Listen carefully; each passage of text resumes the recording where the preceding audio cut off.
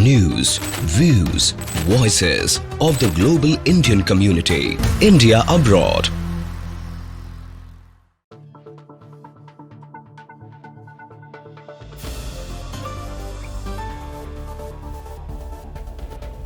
We've seen persistent attempts from the Yunus government and many media outlets to pass off this latest wave of violence against Hindus as being not religiously driven but being simply political.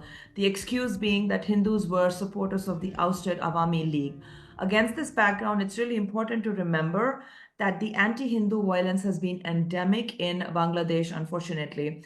And we actually saw a big wave of temple attacks and attacks on Durga Puja mandaps during Navratri in just 2021, when the same Sheikh Hasina government was in power. So unfortunately, Hindus have been a target no matter which government, and almost any political turmoil, any reason is a rationale to target them.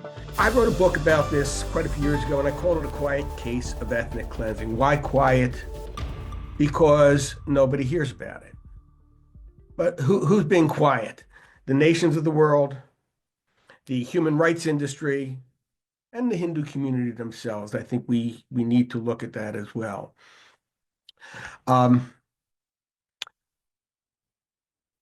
In, I think, 2012 or 14, according to the work of Professor Sachidasadar at the State University of New York, using demographic methods, he calculated about 50 million Hindus, 50 million, 5 crore, are missing from the Bangladeshi census. Now imagine that for a moment, and imagine if that was happening to any other group except Hindus. Why has no one said anything about it? And that's what I want to focus on. Those who grew up in early 2000 has that very painful memory hearing about the horrific atrocities in post-election violence 2001, hearing about the lootings, the rapes, and targeting of the communities. So back then we could never imagine like something like this large scale, so vicious and brutal could happen to us again. Then 2021 happened.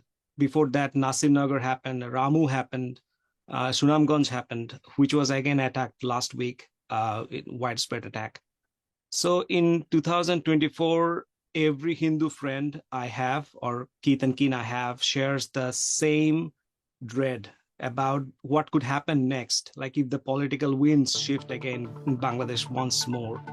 So right now the situation is very volatile. The government is very weak.